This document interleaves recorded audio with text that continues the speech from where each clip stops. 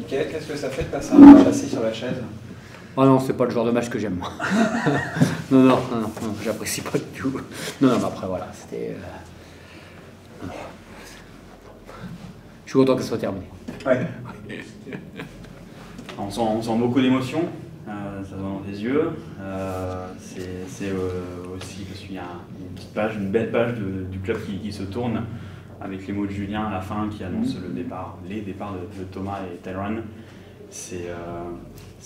Qu'est-ce que tu retiens de ces 7 et 6 saisons respectives pour ces deux joueurs au club? Beaucoup de choses. Beaucoup de choses, c'est pour ça qu'il y a pas mal d'émotions. Voilà, j'ai la chance d'être depuis très longtemps dans ce club. Donc c'est déjà assez rare pour un entraîneur d'être longtemps dans un club, avec des joueurs que j'ai vu grandir. Ça aussi c'est rare qu'on ait des joueurs qui restent dans un club aussi longtemps. Donc j'ai vu toute à la fois la progression basket de ces mecs-là, les deux, et de leur changement humain aussi. Et voilà, ces histoires-là, bon, c'est important. C'est pas forcément les titres, bien sûr, ça accompagne tout ça, mais ce sont ces histoires-là. Parce que un garçon comme Thomas, voilà, je l'ai vu entre guillemets grandir. C'est pas un enfant, mais je l'ai vu grandir, évoluer. Tyron aussi. Tyron, voilà. Quand il est arrivé, c'était l'Américain de base qui était voilà, MVP de Pro B et qui pensait d'abord à lui et après à l'équipe. Et c'est incroyable l'évolution qu'il a eu dans sa carrière pour arriver à ce moment-là, cette année, à un moment donné. Et bien, il a été hyper important dans l'équipe parce que c'est lui qui donnait du lien à tout le monde. Alors qu'il savait très bien qu'il n'était plus l'option numéro 1. Déjà l'accepter, c'est déjà bien, et le faire, voilà. Donc c'est toute cette évolution-là. Un garçon comme Thomas, voilà, jamais j'aurais cru, personne n'aurait cru quand on l'a pris la première année qu'il serait aujourd'hui un vrai joueur de pro. Donc voilà, c'est accompagner des joueurs comme ça dans la progression du club. Donc voilà, forcément que ça a des émotions. Le plus gros challenge, ça va être de reconstruire une équipe. Non mais ça, on verra ça après. Oui. Ça, c'est pas pour ce soir, on va savourer le bonheur de repartir déjà à ce niveau-là. Il faut se rendre compte quand même. À un moment donné, il faut se rendre compte une nouvelle fois de ce qu'a fait le club dans son entité, enfin dans sa globalité, ce qu'ont fait les joueurs, quoi, hein. On finit par 7 victoires en 11 matchs, il me semble. Sur la fin de saison, oui. Qui est hyper importante. Et ça, voilà, il fallait le faire, ils l'ont fait, et avoir 14 victoires, c'est assez exceptionnel pour un club comme nous, pour la première saison en Pro A.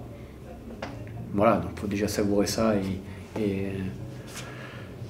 voilà, ça sort de l'ordinaire, c'est quand même ce qu'on vit ici depuis quelques années, aussi bien les joueurs, le club, les partenaires, le public. Le public, une mention spéciale, je l'ai déjà dit, pour le public, parce que je pense qu'ils ont fait un step cette année. Eux aussi, ils ont progressé. Ouais. Ils ont progressé à la fois à domicile et à l'extérieur. Et à l'extérieur surtout, parce que comme je le répète, il n'y a pas une salle où ils ne sont pas venus. Il n'y a pas une salle où à un moment donné, il n'y avait pas un t-shirt de la DA Blois, et ils sont devenus supporters. Ça n'était pas gagné, il a fallu du temps. Donc voilà, donc tout le monde apprécie cette première année.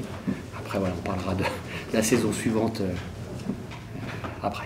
Merci Mickaël, et encore félicitations pour tout. J'avais encore d'autres questions.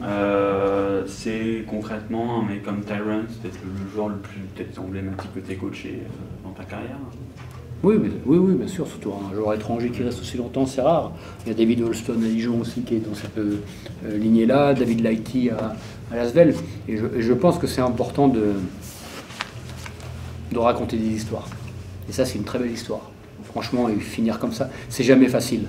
À un moment donné, on s'est questionné beaucoup avec Julien, est-ce qu'on une année de plus, une année...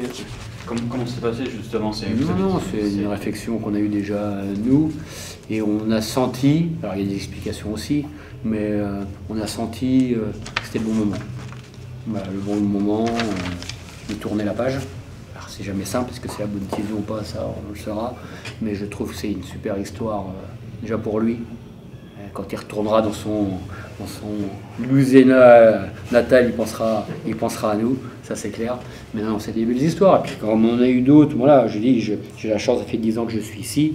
Il y a eu Flo Thibodeau, il y a eu Ben, il y a eu Thomas, et c'est pas programmé tout ça. C'est pas programmé.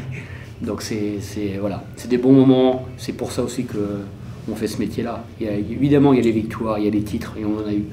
Voilà, mais c'est pour des choses comme ça. Et ça, c'est des choses qui restent à vie. Donc les mecs se sont créés des souvenirs cette année. C'était pas facile, mais se sont créés des souvenirs sur cette fin d'année pour tout le monde.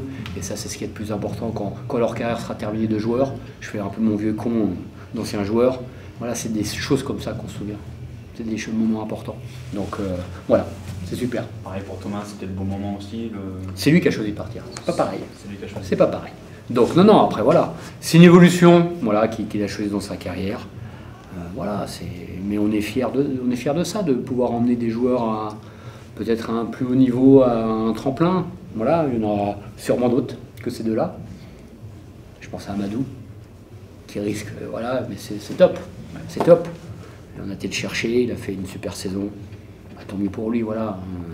Il y en aura sûrement d'autres encore. Voilà, parce que quand on est un petit comme ça lors de la première année et qu'on fait une saison comme celle-là, ben évidemment, les joueurs, certains joueurs vont être difficiles à conserver, mais tant mieux pour eux, on est là aussi pour ça.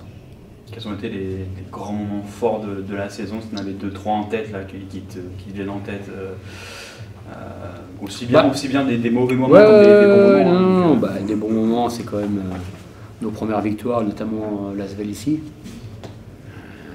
Voilà. Incroyable quand même. Voilà, dans les bons moments, la victoire à Limoges. Et dans cette salle-là, et à un moment donné, il y avait plein de supporters qui étaient aux quatre coins de la salle, et à un moment donné, on n'entendait que sur la fin de match. Donc ça, c'est des bons moments. Le moment hyper important, c'est Bourg-en-Bresse. Bourg-en-Bresse, ça c'est sûr. C'est là que tout a commencé pour nous sur la fin de saison. La claque pour repartir. Oui, mais la claque, c'est qu'à un moment donné, dès la fin du match, ça a commencé. C'était hyper important. Voilà, on a... Alors, évidemment, c'est facile de dire ça aujourd'hui, mais on a extrêmement bien géré ce qui s'est passé là-bas. Et dès l'après-match. Dès l'après-match, et ça, c'est une grande fierté. Parce que je pense que quelquefois, il faut vraiment toucher le fond, mais vraiment toucher le fond, pour que les choses s'améliorent et pas paniquer. Alors, évidemment que ça aide quand il y a un président qui est là depuis 10 ans, Julien qui est là depuis une quinzaine d'années peut-être. 15 ans, moi, je suis dit, voilà, on sait sur qui s'appuyer. Et après, il a fallu faire beaucoup d'efforts pour les joueurs, mais ce moment-là a été très important pour la fin de saison, parce qu'on a eu pas mal de blessés, pas mal de remplacements de joueurs, beaucoup plus que les années précédentes. Mais ça, on était obligé. Voilà, Jimmy qui va s'arrêter pour blessure, et là il nous sort une deuxième mi-temps incroyable contre Roanne, une semaine après Bourg-en-Bresse, qui nous propulse. Un garçon comme Robert, il a le talent qui nous a énormément aidé, mais tout le monde, voilà, Bruno, Nanterre voulait le re-signer. Et le mec, il aurait pu se dire, tiens, je vais à Nanterre, je suis tranquille. Le mec, il a choisi de venir chez nous, alors qu'on était en fin du classement, pour nous aider à nous sauver. Voilà. Donc c'est des choses comme ça. Un garçon comme Taïus, un formidable coéquipier. Voilà, je peux citer beaucoup de monde, les jeunes aussi. Mais voilà, c'est les moments importants, c'est cela. Merci, Mickaël. C'est bon? Merci.